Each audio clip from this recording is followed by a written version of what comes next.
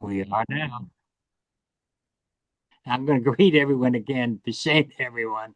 Welcome to the Aramaic School of Light on Wednesday evening. And Rebecca Johns is going to open with the Lord's Prayer in Aramaic. Thank you, Rabbi. Let's pray.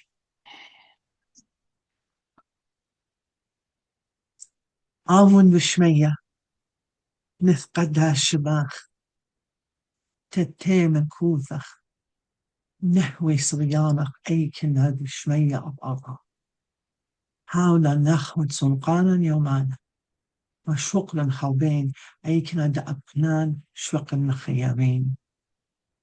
ولا تعاذر نسيونا إلا قصا من ديشة مثل ديلاخي منكوثة وخيلة وتشبخلة لعالم عالمين. Amen. Thank you. Before we start tonight, we have a big class coming up tonight. So I want to make an announcement. Don't forget that on the 13th of this month, July, that's on a Saturday, I will be teaching the second part of the Aramaic language. So we're going to start with chapter 2. But all the students who have their book, before you come on Saturday, on the 13th of July, I don't mean 13th, I mean the 18th of July. I'm sorry, the 18th of July. I want you to review your lessons that you learned in the first part. So go over your books, bring your books, and do the grand review. I'm going to get the page number right now. Start with page 58, and go all the way to page 65, 58 to 65 in the Aramaic grammar book. And we're going to be doing chapter 2, and we'll be doing some reading and different things like that. So this is the continuation of your beginner's session. Now, there is no charge. It's on a free love offering. And so it'll be from 12 o'clock to 2 o'clock through the half of the rest of July, and then all of August, and one Saturday in September. So that is our class session for the Aramaic language. Now, I am teaching the ancient Aramaic language. I'm not teaching any of the dialects like Chaldean or Assyrian or West Aramaic. So I'm not doing any of that. It is strictly to learn, to understand, to read the Bible, because we have the complete New Testament. The complete New Testament, so you'll be able to read the Gospels and everything in Aramaic. Okay. So we have that right here. So you can see it right there. So that starts on the 18th. So please register with Lynn, and she will put you down. So far, we have about 6. So we have still some more room for other students. So you have one more week to get yourself ready. Well, a week and a half. All right. All right. So we're going to begin tonight with a special that I have been dealing with for quite some time. And it is on, you'll never guess it. It is Carosulto Taiwan que Paleon 3, chapter 3. Let me begin to get it down right now. Share.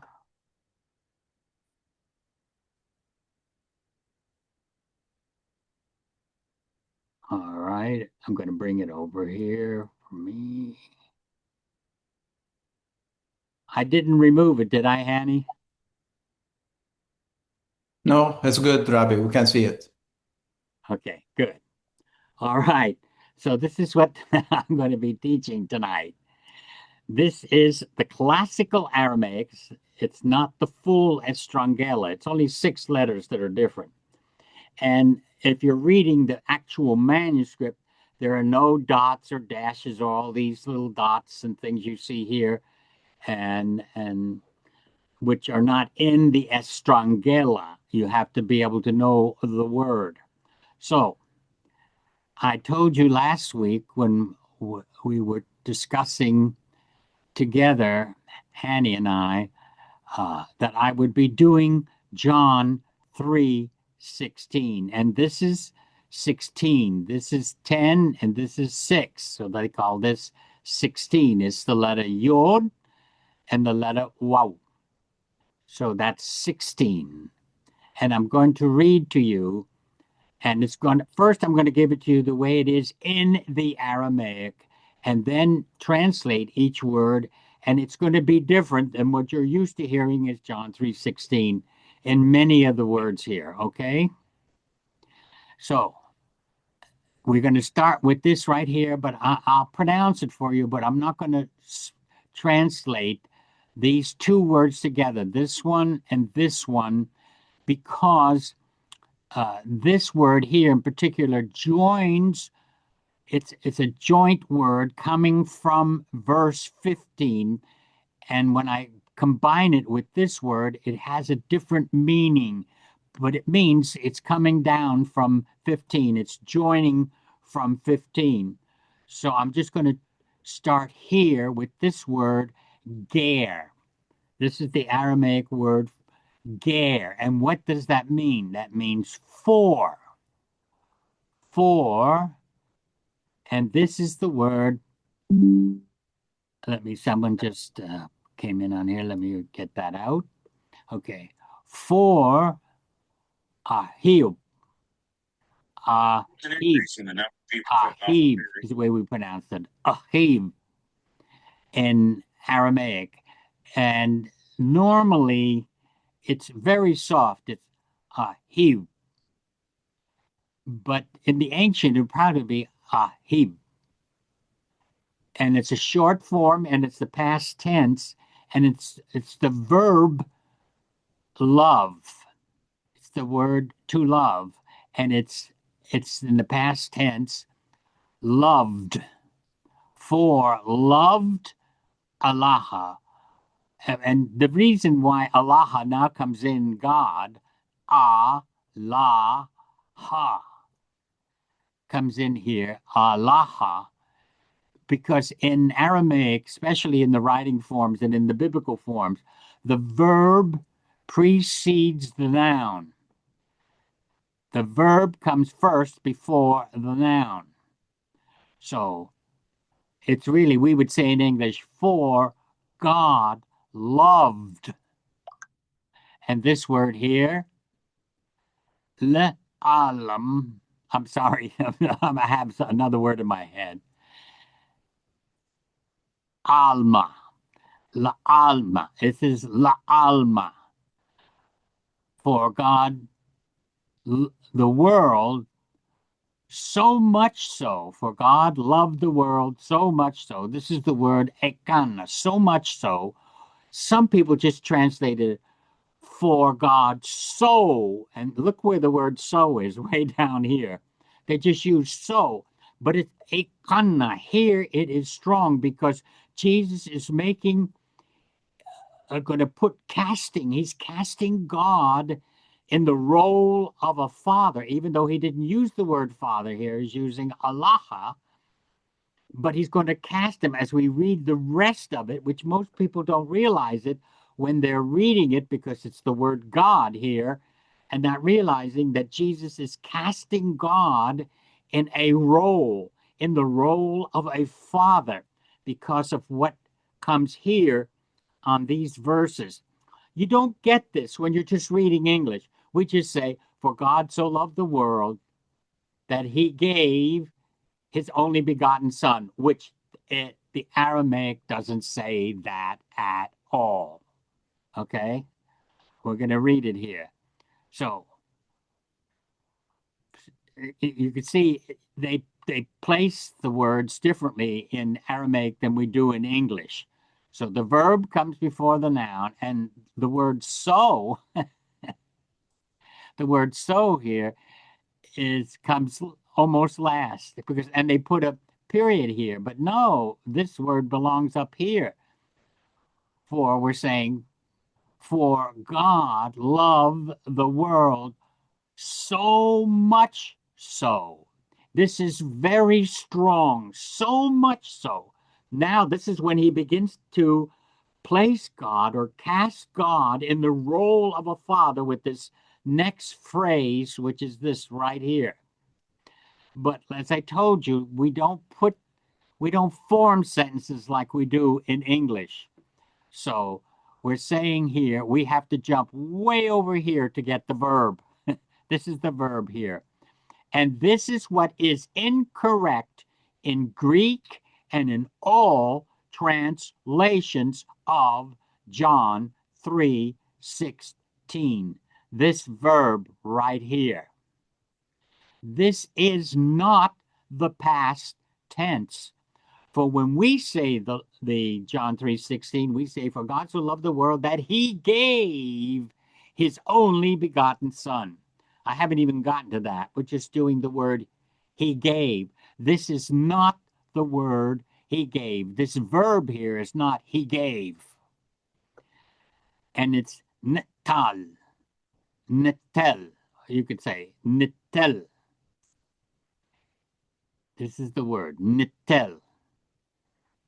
And what is that word? This is so typically, there's 2 or 3 ways I can translate this verb. I could say, he should give, he would give, he will give, he might give. No, not mine, sorry. He would give, he will give, he may give. But according to the way this is formed and the word so much so, we would translate it, for God loved the world so much so that he would give, or typically in a Jewish style, which is the same thing, but God loved the world so much so that he should give, that he should give. Because you see, Jesus is talking. How could he say that God gave? How could he say that? He's talking to Nicodemus. This is John, the 3rd chapter, and this 16th verse. And he's talking to Nicodemus and the group, that the entourage that came with Nicodemus to talk with Jesus in John, the 3rd chapter. And how could he say that he gave? He hadn't given. Jesus is still there and he's talking to Nicodemus. That he gave his only begotten son. No, no, no, no. God loves the world so much so. Why did he say so much so? Because he's taking it beyond the culture. Now, what I mean by that, Jesus is basing it in his culture, but at the same time is going to transcend the love of God. You see, what you have to figure, what he's going to explain is what kind of love God has. That's what he's doing here. What kind of love does God have? That he should give, that he would give. Now we go to these other words. Remember, this is so much so, ekanna. That's how I pronounce that, ekanna. And this is the laure. And this is that, and then he would give his son. This is the word, his son, laure. And the reason why normally his son is bre, but I made it's made into a soft sound, daw, L-A-W instead of L-A-B. So it's the laure. The laure means that he would give his son. And this letter here, lamed, It's because it's the direct object of the verb here. And look where the verb is. Okay, so that he would give his son the sole heir. This is now, we're talking about the culture and the customs of the people. No father, no father in the Near East would ever surrender his ihidaya. This is the word ihi. This is e. This one letter here, e. He daya. His sole heir, not only begotten. And now they are dropping the word. A lot of new translations now are dropping begotten because the begotten is not there at all. You have to understand it. It's not there at all. Not even in Greek it's there, begotten. Now in Greek, they did put it in the past tense, that he gave. No, Jesus is talking, no, that he would give. He's talking to Nicodemus and the group. So he's saying here, and this is what we call the perfect verb in Aramaic. There's two forms of the verb, perfect and imperfect. And this is the imperfect verb. Perfect means past tense, finished, done. And the imperfect means yet to be completed. It could have been started, but it will start. It may start. It is starting, but it's never in the past. That's why it's imperfect. It's not complete. It's an incomplete verb. That's the word they use. They use imperfect and incomplete, whereas a perfect or complete verb means it's finished. It's done. The act is done. It's over with. So I'm really giving you a strong lesson here. And I'm doing it because this verse was mistranslated. And you cannot say that this comes from Greek. They tell you the Aramaic text was translated from Greek. Well, if this was translated from Greek, the person who translated didn't know the verb here, the Greek verb, because he puts it in the imperfect form. He would give. He should give. He will give. That's what this verb is here. And so it's in the imperfect tense. And if these Greek, when they tell you that this Aramaic text was translated from Greek, then they did not translate from Greek correctly. Because I have the Greek text here and I have the English translation of it, and it definitely is in the past tense, which this would have to be put in the perfect tense instead of the imperfect. That he would give. And this is ihidaya, and it's not only the word begotten, it's not there. Now, the word only means the soul, the inheritor, the firstborn boy in any Semitic culture in the Near East. The firstborn boy is the inheritor and the sole heir for the entire family. The firstborn boy has to take care of the rest of the siblings that will come after him. Even if the sisters came before him, he will have to take care of the sisters and his mom and dad. He is the sole heir. And when you just translate him, the only son, it's not correct. You've got to say, this is his son here, his son, the sole heir. What Jesus is saying is that he has become the sole heir for the new human family he is raising in humanity.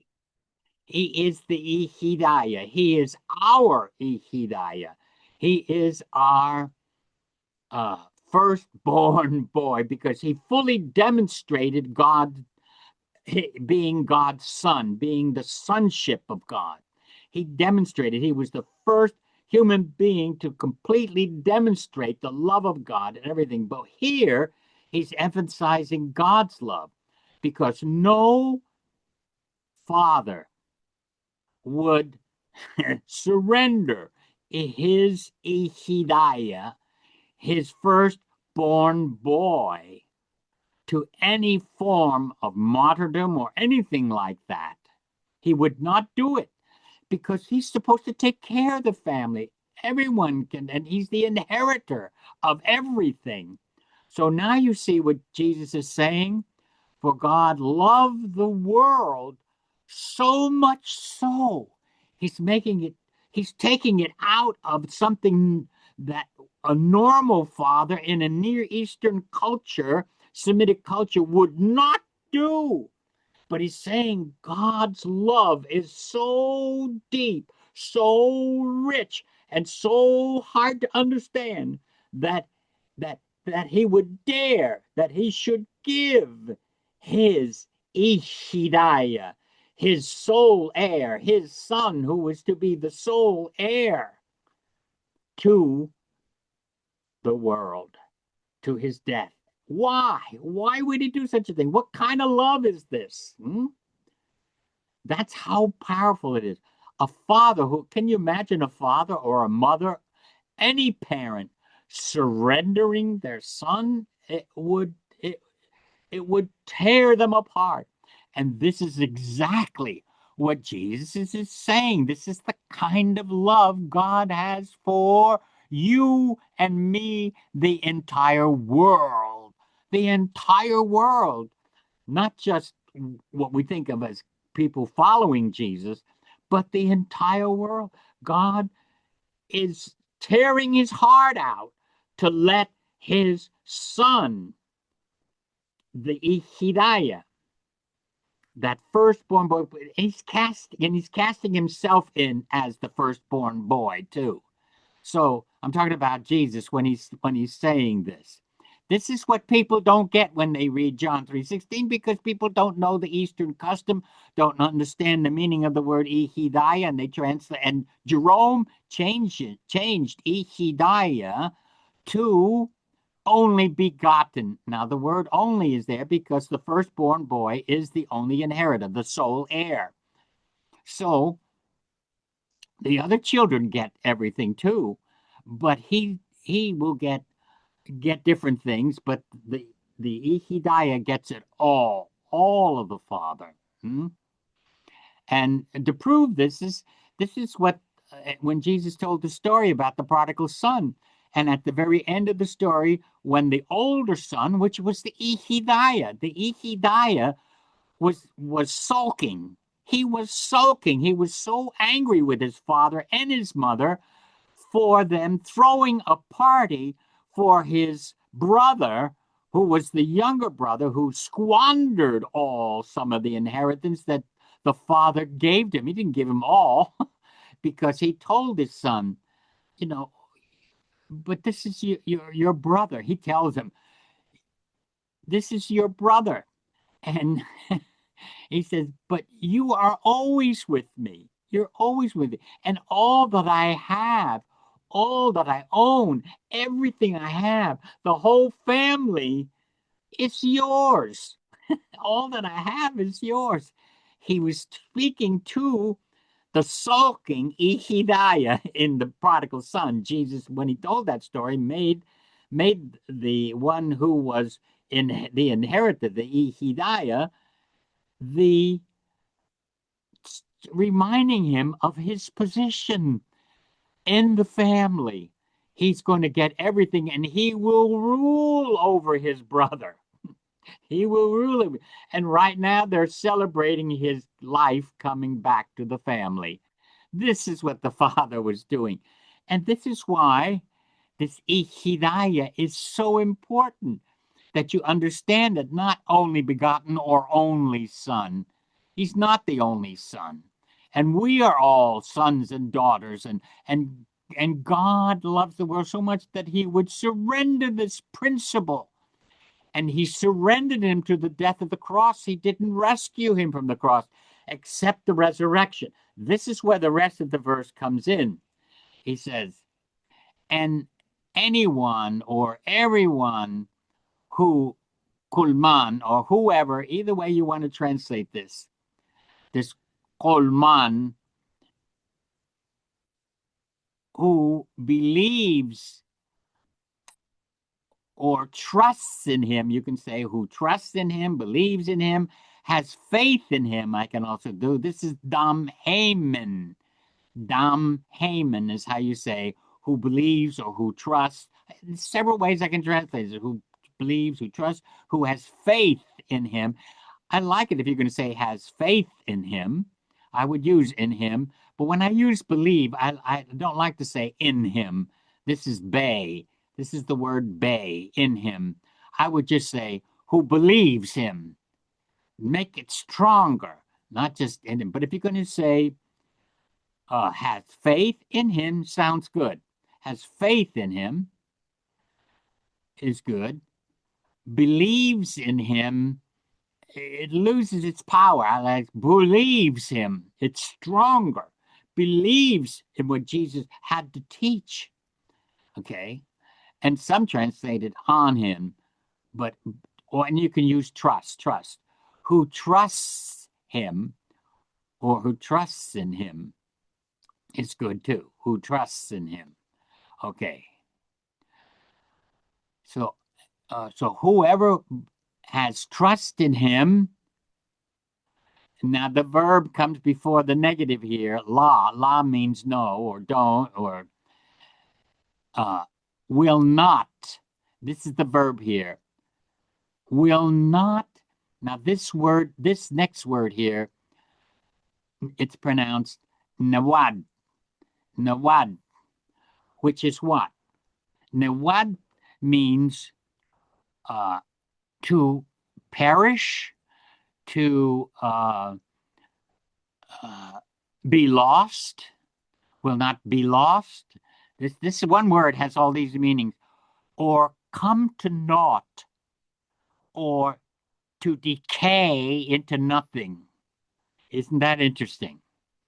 To just absolutely decay, to come to naught, to just decay, come apart.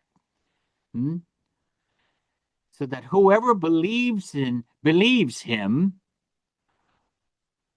may not. So anyone who believes in him may not perish, may not be lost, may not decay. Isn't that interesting? But Ella, this is the word Ella, but will, whoops, sorry, I didn't mean to do that, but will be or will have or would have, but would have life. How can you decay if you have life eternal? But will have, this is an expression. Nehwonle is an expression. Will have life, haye, of, or I translated ageless life, because this is the word the alam. This is when I got confused when I was reading that one up there. The alam. This is eternal. This is forever. This is the word. We'll have life forever. So if you have life forever, we'll have life forever. How can you decay? How can you be lost? How can you perish? You can't perish when you have life forever. Now, those who trust in, just simply trust in him, follow his words, have faith in him, will not perish. See how powerful this John 3:16 is? Why isn't it preached this way? Why isn't it taught this way? We will not decay. Your physical form will decay, but you will not be lost. You will not perish. You will not decay. The you in you will not decay. The physical part of you will but not the you in you. The I, the person, you, what you feel yourself. Just like a person who is feeling older. How many people have I spoken that are up in their age, just like I am? And they all tell to me, well, I know my body is going downhill, but I still feel like I've always felt myself. I've always felt I don't feel age. My body feels the age, but I don't feel the age. That's what this means here. That I, that's the you in you that's more than your body. You are not your body. You are wearing your body. It is, yes, a part of you, and you feel it, and your consciousness is in your body because your body is carrying the brain, which the uh, carries the brain, which consciousness flows through. So you feel that this arm is really you. Yeah, it belongs to you. But this arm is not you. The you is bigger than your arm. You are bigger than yourself. You are bigger than your body. I'm talking about the you in you, the I in you. Hmm? I don't mean this I mean the personal I. You, you. That's why it says that may not perish, may not be lost, may not come to naught or decay. Get lost. Finish. That's why. Why? Because you will have you. So you would have life that is ageless. It doesn't age. The life, the inner life, the I, the you, does not age. Just the physical body ages. Okay. Now we go on to the final part of it, where he says, for Allah, notice where I have to jump to get to Allah, because I'm translating it into uh, English. For Allah, Ger Allah, for God, La Shaddar, Shaddar, Shaddar, Dar is, it falls on the Dar there. Shaddar means for God did not send. That's what it is. God, for God did not send Shaddar, his son. There it is again, Laure. Remember, we saw it up here, Laure. And this letter here, the L here, is simply the direct object of sent. He did not send his son. He did not send his son.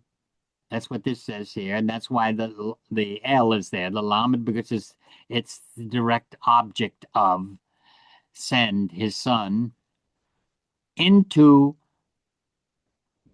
la alma, into the world, same as up here, la alma, into the world, that he should condemn the world.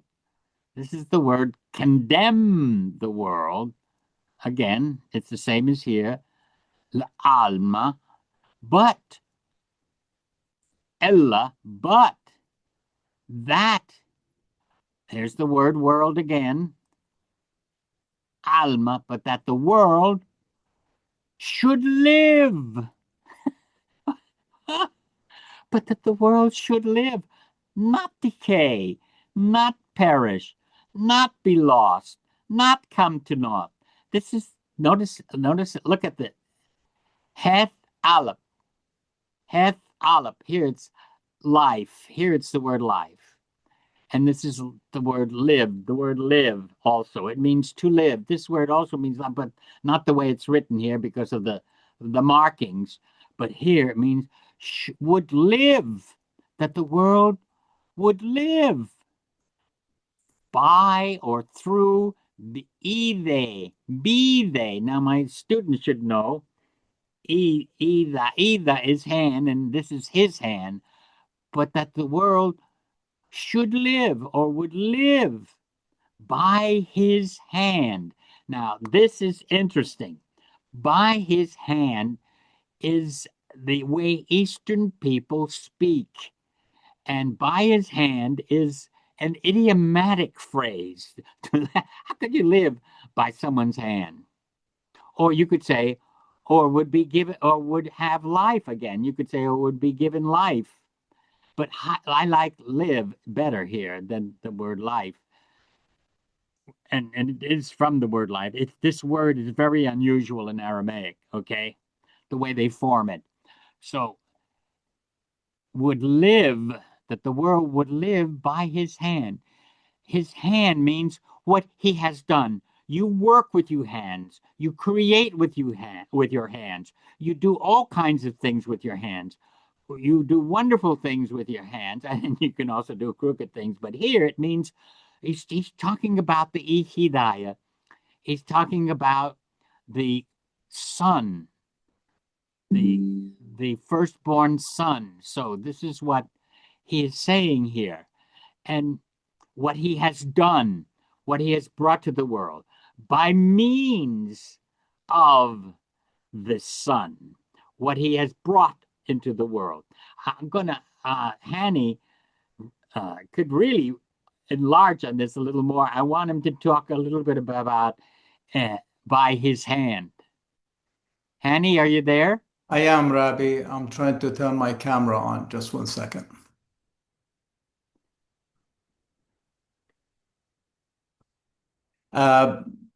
I think I shared in the past that I am the Hidayah of my family. So in today's world, because of legality and just modern society has moved away from the tradition of the firstborn son inheriting everything and being responsible for the family. But that is when Jesus is talking about it, and it got modified later. So in Jewish tradition, the firstborn, I think it's in Deuteronomy, it mentions how the firstborn son inherits twice as much as the other sons.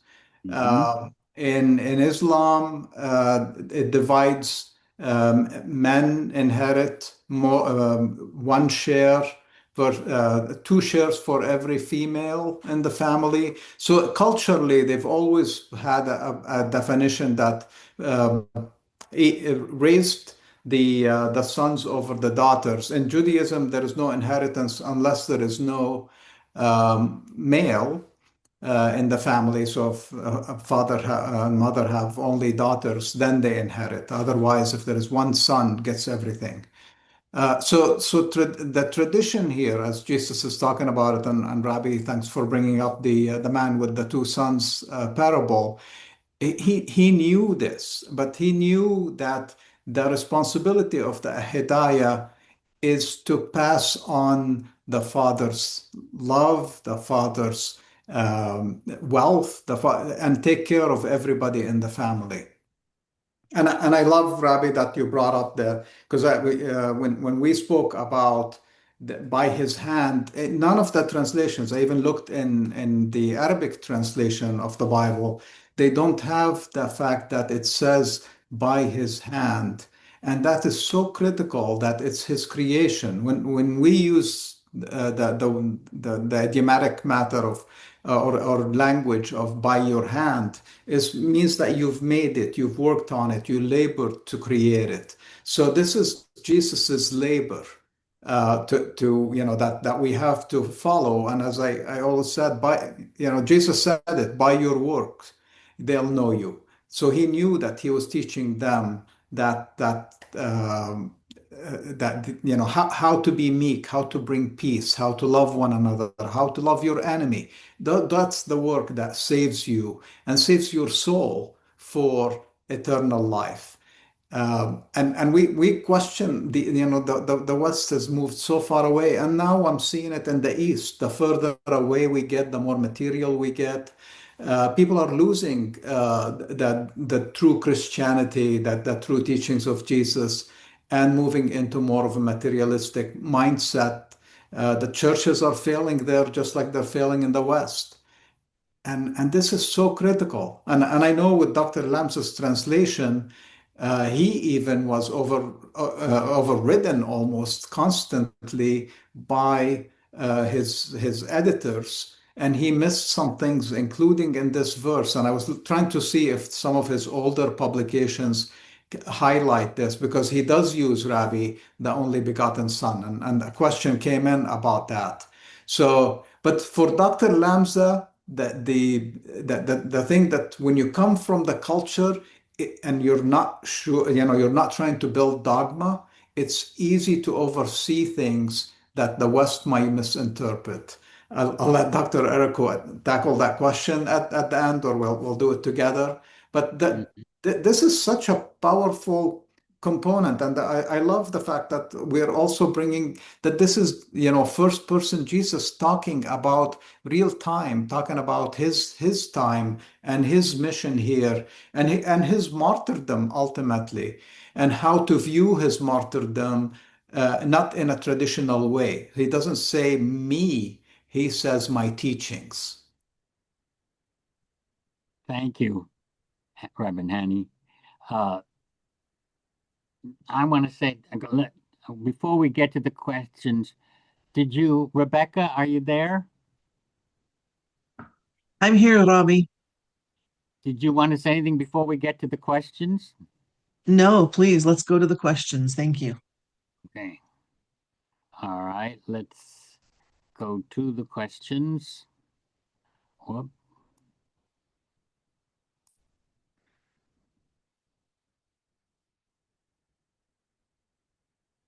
Well, where? Oh, here we are. Okay. Is there a link or other way for us to register for the ancient Aramaic course? You call Lynn at the Nuhra Foundation. Go to our website and you'll see you can get the phone number there. It's right there on our website. Okay. All right. Next one, Robbie. I have the ultimate compliment to you. My stepdaughter has started to ask me about Aramaic. She got her Bible today. It reminds me how you used to say that it is good. It is good. They will ask you for it. Yes, it is. Very good. Okay. Dr. Lamsa's translation in John 3:16 states, "For God so loved the world that he even gave his only begotten Son, so that whoever believes in him should not perish, but have eternal life," which is right. Why does he say only begotten? Okay, I know that. If you go, and he knows the meaning of the word Ehidaya, how do you think I know how to translate it? How come I know how to translate it? Because let me tell you, you don't know. I think there aren't any more questions, just 3 questions.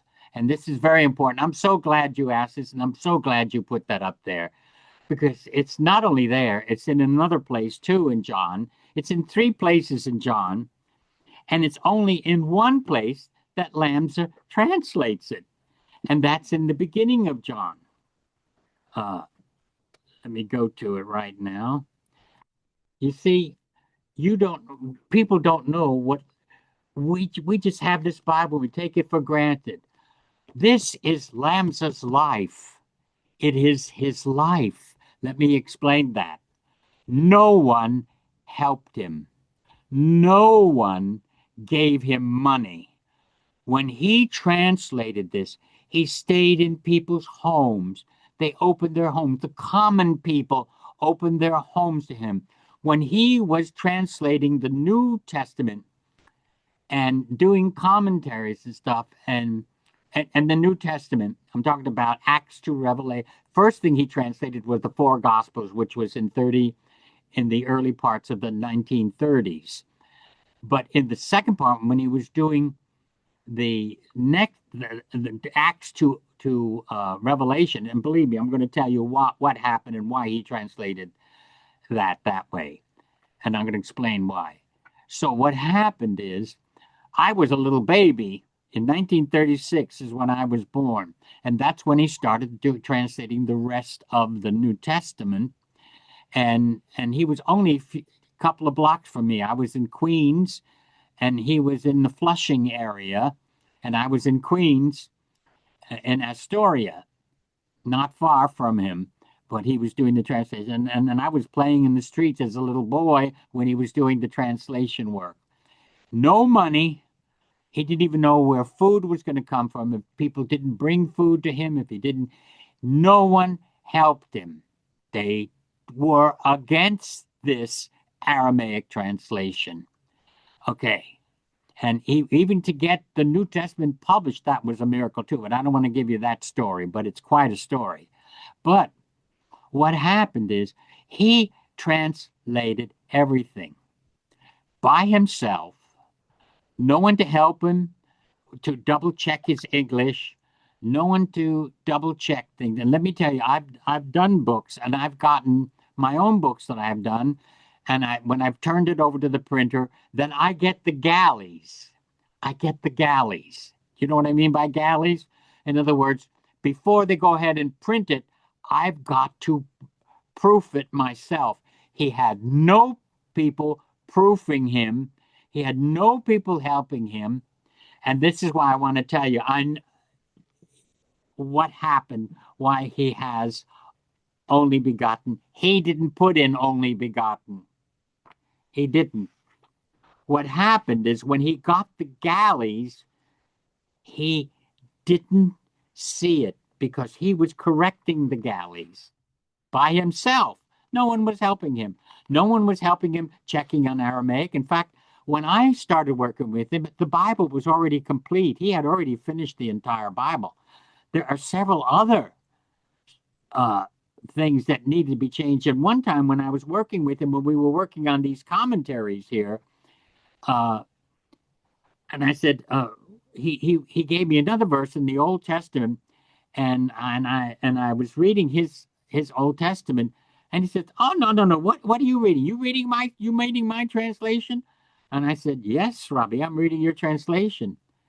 And in that verse, it was in the book of Judges in the Old Testament. And he said, No. He wasn't put on a tree. He was nailed. He was nailed on the tree, like on the cross. He was nailed. I'm not Joshua. I meant to say Judges. It was in the book of Joshua, and he was nailed. No, it was Judges. It was Judges. So he was nailed. I said, but you don't have nailed. So then I went and looked up the Aramaic text, and he said, okay, get the verse and read it to me. And I did. And it is the word nailed in Aramaic, but he didn't catch it when he went over the galleys when they were doing the Old Testament.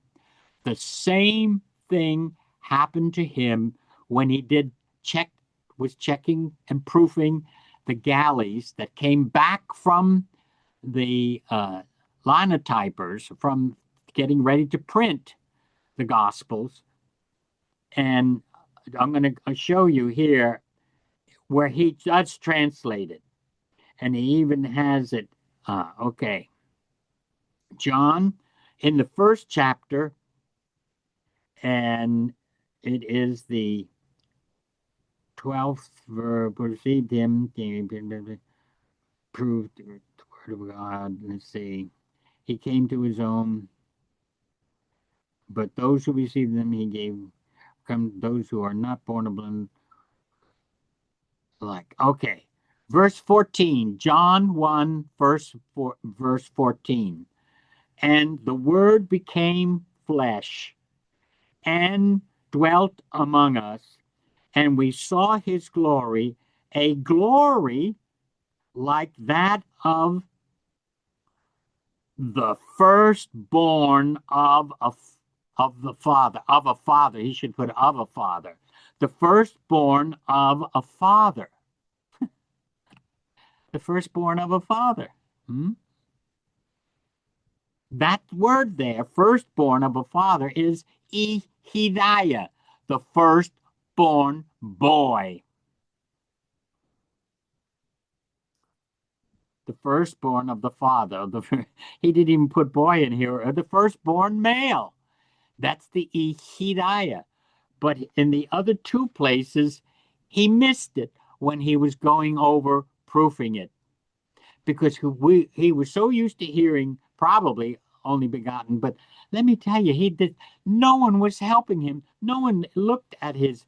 If I had been with him and I saw firstborn here and then saw it in the other verses, I would have told him.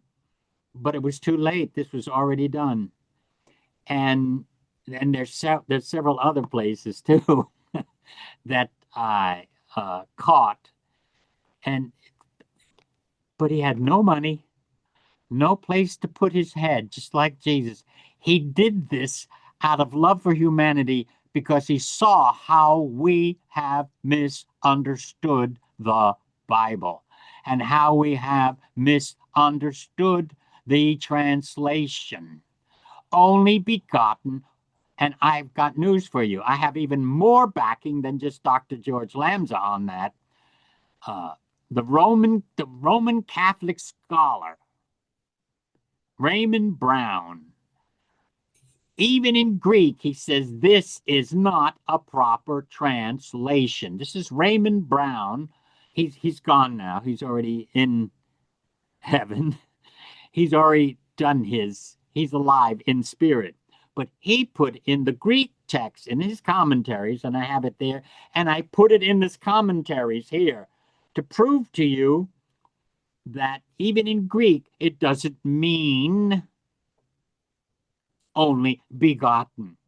So this was an error that occurred in Lamb's translation because he didn't catch it in these other verses when he was proofing it, just like he didn't catch that word nail when he was proofing it, because I was reading it to from his own Bible, and he didn't realize that he had missed it. He didn't catch it when they gave him the galleys. And what happened is that the linotype person, so used to doing this linotype on the Gospels, that he automatically put only begotten. Only begotten. And how did we get only begotten? We got only begotten from a Roman Catholic scholar. And the reason he put only begotten in there, Jerome, the reason he put only begotten in there is because he was fighting against a doctrine that was saying that Jesus was never flesh. He was always only just pure spirit. He was never flesh. No. Jesus was totally 100% human. You can't nail a spirit to the cross. Please, let's not be silly. So, but that's what they were teaching, and he was against it. And this is why he put only begotten, to show that he was a physical being. And that's why, and because people love that, only begotten, every translation from that time on, from the 4th century on, became only begotten. In the original Latin before the Vulgate, which was Jerome's translation is the Vulgate. That's what has stuck in all translations going into English. And in Greek, as I told you, the Raymond Brown, who was the outstanding scholar for the Pope and for the Roman Catholics, right here, I have his commentary right here on the table in here, and he said very clearly that the word does not mean only begotten. He translates it only son, because Dr. Raymond Brown did not know the Eastern custom or the use of that word when it was put into Greek. But we have the Aramaic, and this is why you cannot say, there's so many verses in the scripture that you cannot say that it was translated, that our Aramaic text comes from a Greek text. It does not agree with the Greek text. In many places in Paul and look at right there with the verb gave. He gave, no, he would give. And now you know why it appears incorrectly in the Lambda translation. I'm sorry, but that's what happened. And there are several other places too. Thanks for explaining, Robbie. Oh, you're quite welcome. You're quite welcome. And I'm glad you asked it because I'm sure other people, when they're reading it, are going to find that and say, well, how come it's not what you said? And how come Dr. Lamson didn't do it? Now everyone knows it, and it'll also be on YouTube so they can hear it too. So they'll know what had happened. He had no help at all. And sometimes he went without food and he fasted for days when he was doing this translation. And if it wasn't for the kindness of people and the love of people and love what he was doing and saying, and they wanted the Bible translated from Aramaic and from someone whose language was Aramaic, who also knew the ancient form as well as the dialect forms. And he was an Assyrian. People fought him. People fought him all the time. Scholars fought him when it was the publishing house that was going to translate, that was going to publish all this. The scholars came from Chicago, and I won't tell you the name of the company, but it was scholars. A group of them came and threatened the publishers that if they would publish Lambda's material, they would put him out of business, the publisher. It was A.J. Holman Company. They would put him out of business. I know this because Lambda told me what happened, and so did the publishing company. Because when I was with Lambda, it was A.J. Holman was still publishing this book before they sold it after Lambda passed away. So it was done by A.J. Holman Company. And I spoke to them and told them that, yes, they threatened us, but we went ahead. That made us want to go even more. They don't know it. But those scholars who tried to stop it, they they only encouraged the publisher to go ahead with it. And now it's still popular, but it's not as known now because there's not enough people talking about it, not enough taking, and everyone's for the Greek. Everyone's for the Greek. Why doesn't this agree with the Greek? And they tell me, oh no, Greek come first. It come first. Of course, that's what we were taught. What came to us in the West first? The Greek New Testament, not the Aramaic. The Greek came to us first. And so what did the Aramaic speaking people had to do? They had to wait till it was in Greek so it could be translated into Aramaic. Oh, come on. That's ridiculous. No, it was done in Aramaic right from the beginning.